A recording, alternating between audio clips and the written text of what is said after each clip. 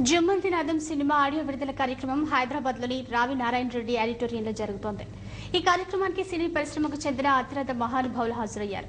ఆ కార్యక్రమాన్ని ప్రత్యక్ష ప్రసారం ద్వారా చూద్దాం. మ్యూజిక్ లవర్స్ కి అంతగా సుపరిచితం.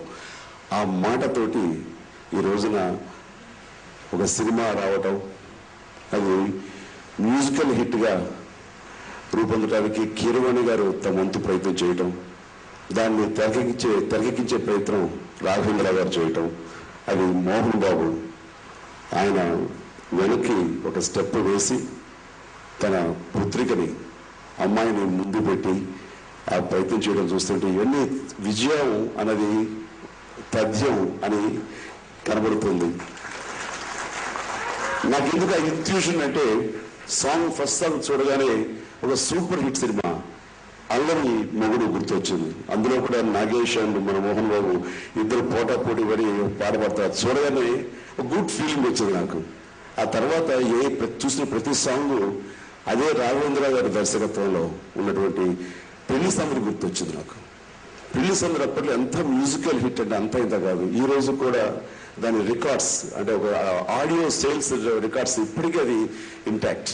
అన్ని లక్షల క్యాసెట్స్ సేల్ అయ్యాయి అనమాట. అంటే ఆ సినిమా నాకు గుర్తొచ్చిందంటే, ఎక్కడో రాఘవేంద్ర గారు మళ్ళీ తన మేధస్సుని చిత్రీకరణలో తన యొక్క పదుని మళ్ళీ చూపించడానికి ఈ సినిమాలో పూర్తిగా కృతకృత్యులయ్యారని తెలుస్తుంది. ఆ రకంగా ఆయన అనుకుంటే, తీయాలి అనుకుంటే, మనసు పెడితే మిగతా వాళ్ళందరూ సహాయ సహకారం లభిస్తే కనుక ఆయన ఎప్పుడు అంటే ఎవర్ గ్రీన్ డైరెక్టర్ ఆయన. ఆ రకంగా ఎందుకంటే ఆయనతో పనిచేసినప్పుడు ఆయన ఆలోచనలు లేకపోతే మనిషి ఆంగికం చూస్తుంటే కనుక అది వయసు మీద పడినట్టు ఉంటుంది, కానీ ఆయన మనసు చూస్తే మాత్రం ఎవర్ యంగ్.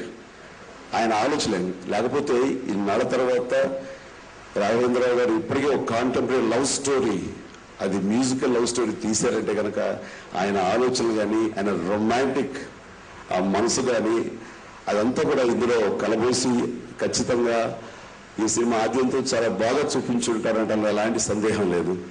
దానికి తగినటువంటి చలాకీ అయిన కుర్రోడు తగిలేడు మనోజ్ కుమార్ సహజంగా హుషారైన కుర్రోడు. ఆ combination it's I think definite చాలా బాగుంటుంది. అదే మోహన్ బాబు నిర్మాత అయి ఉంటే అదే రాఘవేంద్ర గారు మళ్ళీ మోహన్ బాబు అని సరే ఏం తీస్తాంలే అని అనుకోవచ్చేమో, కానీ ఇప్పుడు యంగ్ గర్ల్ తను ముందు పెట్టి మోహన్ బాబు చాలా సక్సెస్ఫుల్ ఫార్ములాని ఫాలో అయ్యారు. అంటే ఆ రకంగా చేసినందుకు ఆయన నూతోత్సాహం వచ్చి అది కూడా దోహదపడి ఉంటుంది ఈ సినిమాకై సక్సెస్ అవడానికి అన్ని రకాల దారులు ఏర్పడి. నేను సందర్భంగా ఒకటి చెప్తున్నాను, పిల్లలకి వాళ్ళు నెక్స్ట్ జనరేషన్ ఆలోచనలు ఉంటాయి, వాళ్ళకి అవకాశం ఇవ్వడం అన్నది మన తెలివితేటలేదు. వాళ్ళు ముందుంచడం అన్నది మనం చేయాల్సినటువంటి ఇమీడియట్. అంటే పిల్లలు చూస్తే వాళ్ళకి ఏం తెలుసులే అనేది ఆ పేరెంటల్ రైట్ తోటి ఉంటే కనుక మనం ఇంకా ఎక్కడో వెనకబడి ఉన్నామని అర్థం. సో మనం వెనక్కి తగ్గి పిల్లల్ని ముందుకు పెడితే కనుక వాళ్ళు మన యొక్క ఎక్స్పీరియన్స్ నుంచి మనల్ని ప్లాట్ఫామ్గా చేసుకుని కొత్తదనాన్ని వాళ్ళు ఆకలింపు చేసుకుని తద్వారా ఒక నెక్స్ట్ జనరేషన్ వాళ్ళు అద్భుతాలు సృష్టించవచ్చు. ఇందాక మా సందర్భంలో చెప్తాడు పెర్ఫార్మెన్స్ సంబంధించి తండ్రిని ఇచ్చిన తనవేంటే అది అనుభవిస్తున్నటువంటి నాకు తెలుసు అది ఎంత ఆనందంగా ఉంటుందో, ఎంతటి అచీవ్మెంట్గా తెలుసు. ఆ రకంగా మోహన్ బాబు అంతగా నీకేం కావాలి. అండ్ మనోజ్ నటనలో తనని మించి ఈ పెర్ఫార్మెన్స్ ఇచ్చాడు అంటే కనుక అది ప్రజలు ఆశీస్సులు, ప్రేక్షకులు ఆశీస్సులు అందజేస్తే కనుక అది చాలా ఆ జన్మ కనిపిస్తుంది. కాబట్టి ఆ రకంగా కూడాను ఈ సినిమా ఖచ్చితంగా హిట్ అవుతుందని పూర్తి విశ్వాసం నాకుంది. అండ్ కీరవాణి గారు ఆయనకి ఇవన్నీ పెరిగితే తప్ప తరిగే ప్రసక్తి లేదు. ఎందుకంటే ప్రతి క్షణం ఆయన ఊపిరిగా ఏమైనా సరే మ్యూజిక్ మ్యూజిక్ మ్యూజిక్. ఇందాక చూసే చిన్న టైటిల్ ఉంది, మన సాంప్రదాయం అనేది పల్లె వాతావరణానికి సంబంధించి సాంప్రదాయం అంటూ దాన్ని తిరిగి అలాగా నిలబెట్టడం కోసం చేసిన ప్రయత్నం అనిపిస్తుంది. శంకరాభరణంలో విశ్వనాథ్ గారు అంటారు, మళ్ళీ మన సోమయాజు గారి క్యారెక్టర్ ద్వారా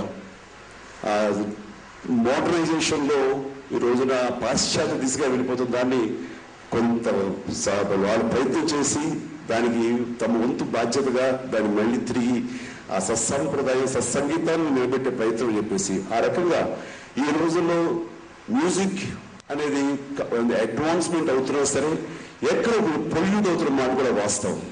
దానికి మళ్ళీ చాలా చెవులకింపుగా వినసొంపుగా చాలా చక్కగా చేస్తూ సంగీతానికి మళ్ళీ అరగటువంటి ఊపు ఉత్సాహం అది ఇస్తూ తమ వంతు ప్రయత్నం చేసిన కీరవాణిగా ఈ సందర్భంగా మనస్ఫూర్తిగా నేను అభినందిస్తున్నాను. Well done sir. నేను ఇక రాఘవేంద్రరావు గారి గురించి చెప్పాలంటే అన్ని రకాల పళ్ళు తీసుకొచ్చారని చెప్పేసి తపస్వి చెప్పిందంటే అది నాకు తెలుసు. అది పాప హీరోయిన్స్ ఆ బొడ్డు మీద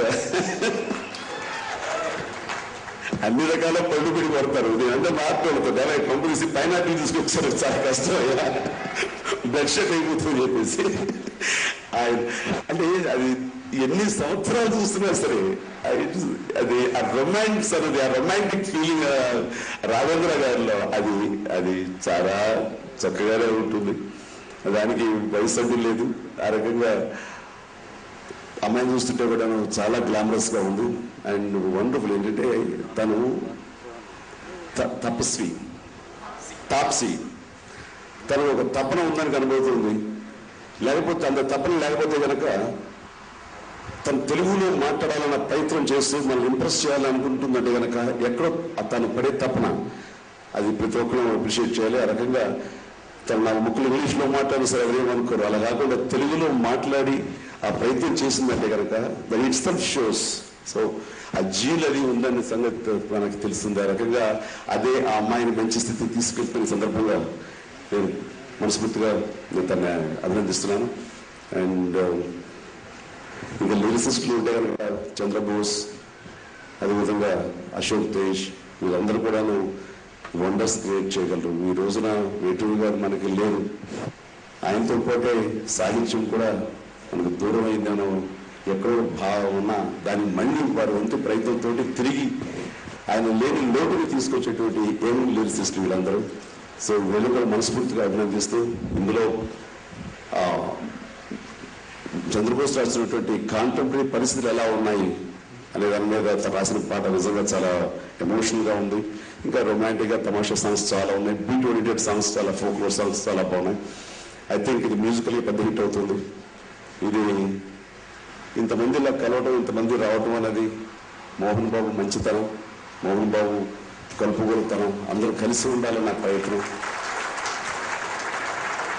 ఒక మంచి మ్యూజిక్ కి మనం నిలబెట్టాలి, మంచి సినిమా వల్ల తాపత్రయం. అలాగే ఈ ఇండస్ట్రీలో కూడాను ఎక్కడో ఒక చోట ఒకరికొకరికి ఒక గ్యాప్ లాంటిది ఏర్పడుతుంది. ఆ చొరవ తీసుకుని ఆ కమ్యూనికేషన్ గ్యాప్ లేకుండా అందరూ ఒకటిగా ఉండాలని ఒక ఆహ్లాదమైన వాతావరణం కల్పించి మళ్ళీ ఒకటి మేమంతా అన్నటువంటి ఫీలింగ్ ని తీసుకురావడం కోసం చేసిన ఈ ప్రయత్నానికి ప్రత్యేకించి మోహన్ బాబు గారికి నేను మనస్ఫూర్తిగా అభినందనలు తెలియజేస్తున్నాను. Thank you very much. Thank you sir.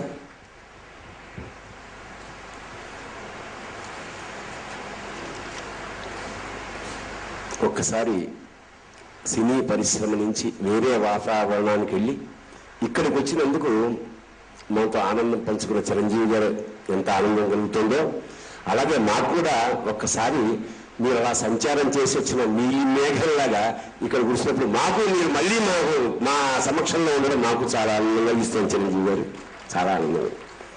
ఇప్పుడు